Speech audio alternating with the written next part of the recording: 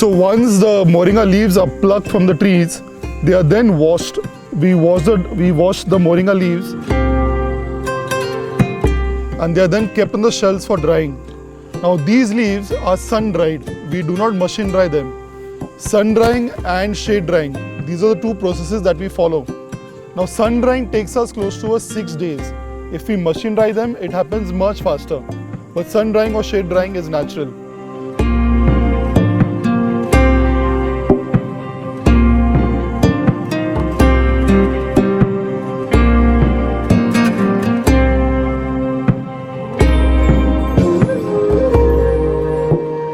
Once these leaves are dried, we then collect these dried leaves